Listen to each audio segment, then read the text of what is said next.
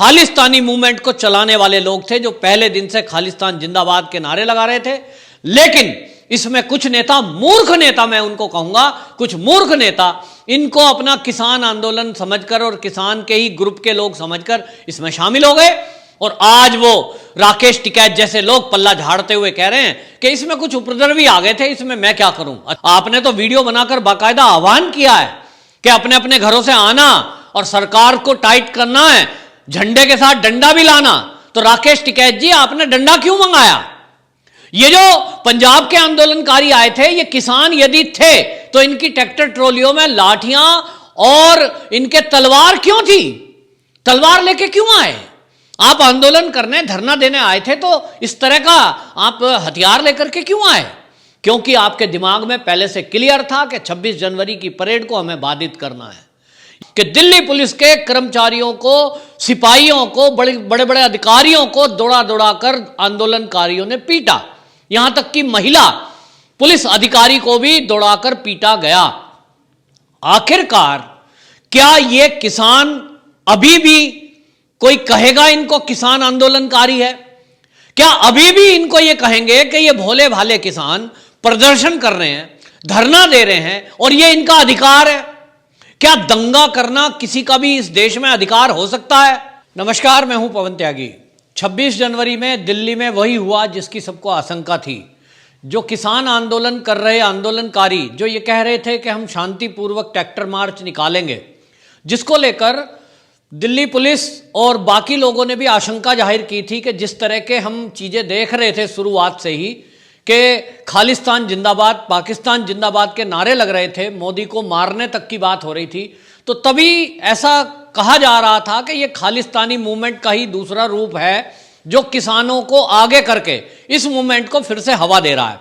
लेकिन कुछ इस देश के वामपंथी, लिबरल और कुछ इस तरह का जो लुटियन जोन मीडिया है, यहां तक कि जुडिशरी में भी सुप्रीम कोर्ट ने भी इस तरह की नम्रता दिखाते हुए और टिप्पणी की कि धरना प्रदर्शन करना ये तो इनका हक है और व्यवस्था बनाना दिल्ली पुलिस का काम है, इसमें हम बीच में नहीं बोलेंगे। उम्मीद की जा रही थी सुप्रीम कोर्ट से कि ये इस प्रदर्शन पर, ट्रैक्टर रैली पर रोक लगाने का आदेश देगी, जिसके बाद पुलिस के हाथ मजबूत होंगे और वो कोई कार्रवाई कर सकेगी। लेकिन ऐसा सुप्रीम कोर्ट ने भी नहीं किया और दखलंदाजी करने से मना कर दिया, अपना पल्ला झाड़ लिया, जिसके बाद पूरी जिम्मेदारी दिल्ली पुलिस के ऊपर आ गई। और फिर उसके बाद क्या हुआ, ये सारे देश ने देखा कि दिल्ली पुलिस के कर्मचारियों को, सिपाहियों को, बड़े बड़े अधिकारियों को दौड़ा दौड़ा कर आंदोलनकारियों ने पीटा। यहां तक कि महिला पुलिस अधिकारी को भी दौड़ाकर पीटा गया। आखिरकार क्या ये किसान, अभी भी कोई कहेगा इनको किसान आंदोलनकारी है?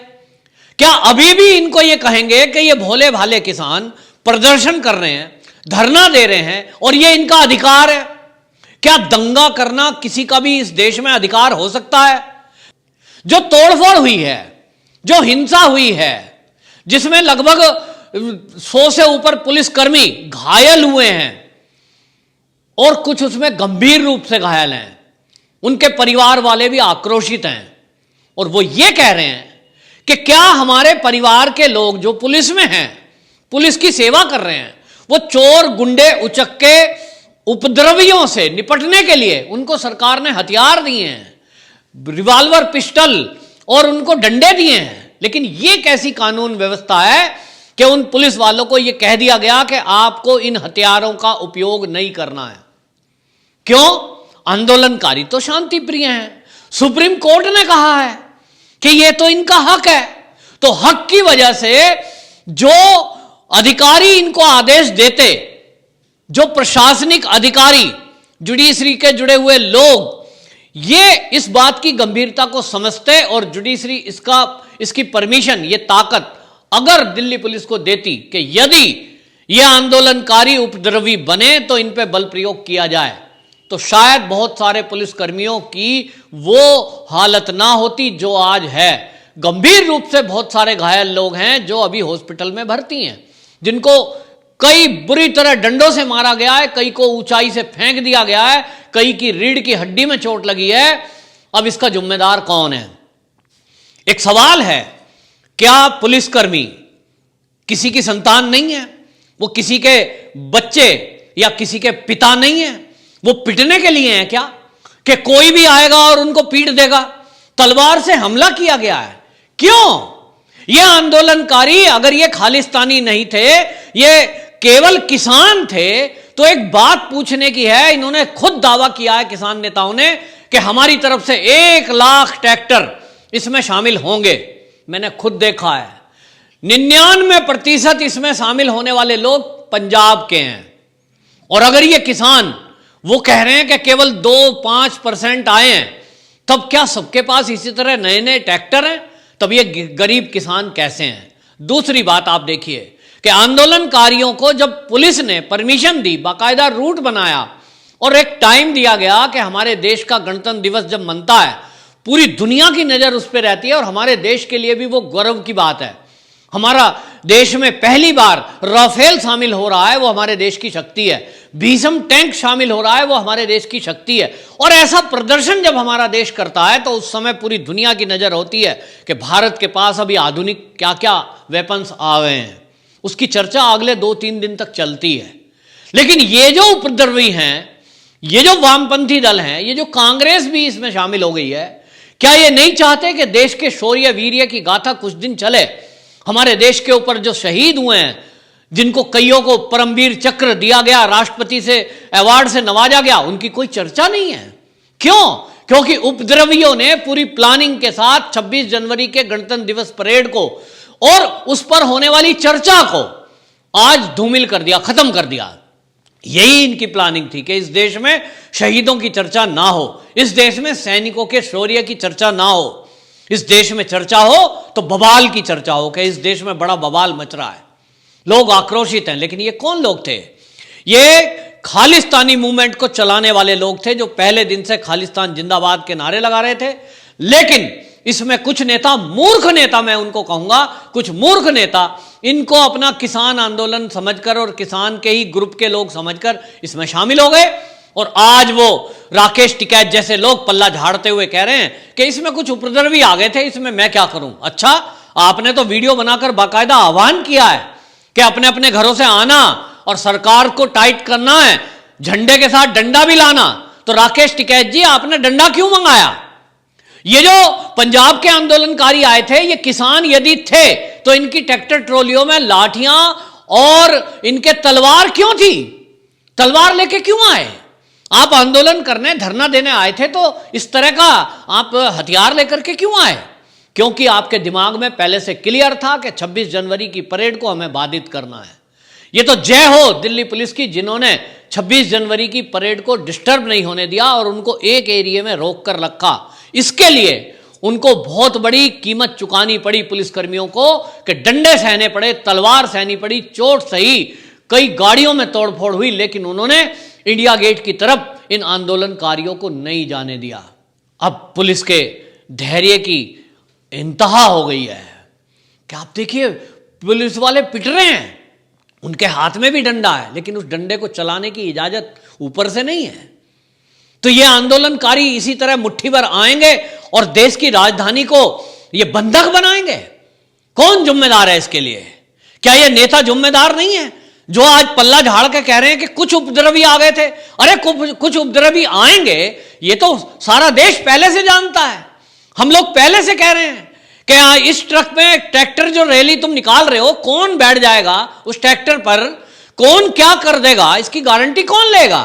उपद्रवी तो उपद्रव करने आए हैं और उन्होंने किया। तो अब जिम्मेदारी किसकी है? नेताओं की जिम्मेदारी है। और एक भी नेता, मैं कह रहा हूं एनएसए के अलावा कोई धारा में होना नहीं चाहिए बंद, एनएसए लगनी चाहिए इन पे और ये बंद होने चाहिए जेल में जब तक इनका जीवन है। और सारी भरपाई, जितना भी तोड़फोड़, जितना भी नुकसान इन्होंने किया, इन नेताओं से लो, क्योंकि पब्लिक को बुलाने का काम इन नेताओं ने किया। तो इमीडिएट इनकी गिरफ्तारी होनी चाहिए, क्योंकि ये सारा दिल्ली का उपद्रव, और उपद्रव नहीं, आपको बताऊं कि इतना लंबा जाम दिल्ली में चारों तरफ लगा हुआ है इन आंदोलनकारियों की बदतमीजी के कारण, कि आप देखिए कि जब यहां दिल्ली में कोई एंटर करता है, उसको कल आना है। मैं कल खुद आ रहा था चंडीगढ़ से, दिल्ली से, बॉर्डर एरिया से 9 किलोमीटर लंबा जाम था।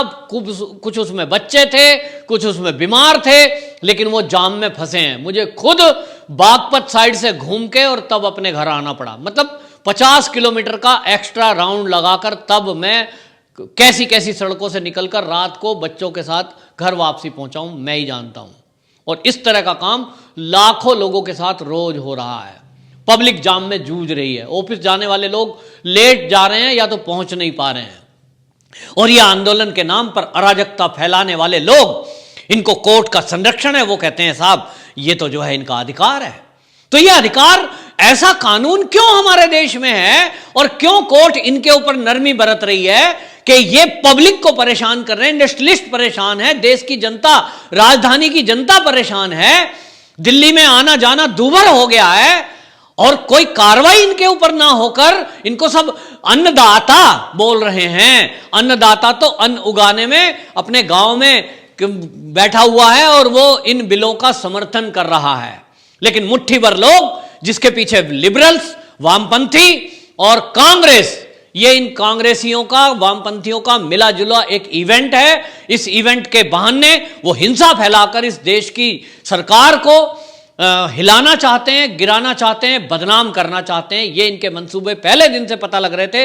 लेकिन अब हमने देखा कि जिस तरह से ट्रैक्टरों को बुलाया गया, आह्वान किया गया, मेरी ट्रैक्टर वालों से बात हुई थी, उन्होंने कहा कि हमको पैसे दिए गए हैं, एक एक ट्रैक्टर लाने का 10-10 हजार रुपया। आखिरकार ये फंड कौन कर रहा है, इसकी एनआईए जांच करे। दूसरी बात, जितने ट्रैक्टर इस समय दिल्ली में हैं, मैं कहूंगा कि इनको किसी को बाहर मत जाने दो, क्योंकि इन्होंने अराजकता फैलाई, पुलिस के कर्मचारियों को घायल किया। अब इनके ऊपर कार्रवाई होनी चाहिए और इनके ट्रैक्टर सबके जब्त होने चाहिए। ये अराजकता फैलाकर ये पंजाब के बहुत सारे लोग तो भाग गए। हमने देखा है कि रात को पूरा पानीपत, सोनीपत की साइड ट्रैक्टरों की लाइन चल रही थी और वो भाग रहे थे। और एक जगह इनका शिविर लगा हुआ था जहां ये खाना खा रहे थे, तो मैंने इनकी बात सुनी। यूं कह रहे थे, भाई अब अच्छा हुआ, जो हंगामा हुआ है ना, अब इसके बाद एफआईआर होंगी, अब गिरफ्तारी होगी, इसलिए अपने अपने घर भाग लो, हम तो आ गए। फोन पे बात कर रहे थे। तो ये जो अराजकता फैलाकर घर भाग रहे हैं लोग, इनको अगर पकड़ना है तो नेताओं को पकड़ना होगा। और ये अराजकता में अब एक बार कांग्रेस का भी चेहरा सबके सामने आ गया है पूरे देश के, कि ये कांग्रेस इसी तरह सरकार के द्वारा देश हित में लाए गए बिलों का विरोध के नाम पर ये आगाजनी कराएगी, इसी तरह की लूट कराएगी, इसी तरह की हिंसा कराएगी। तो कांग्रेस भी इसके लिए जिम्मेदार है, राहुल गांधी भी इसके लिए जिम्मेदार है, जिसने इन किसानों को झूठ बोलकर भड़काया। तो ऐसे जो नेता हैं, चाहे वो वामपंथी दल के हो, चाहे वो योगेंद्र यादव हो, चाहे वो राहुल गांधी हो, ये भी बराबर के जिम्मेदार है और इनके ऊपर भी कार्रवाई होनी चाहिए। वंदे मातरम।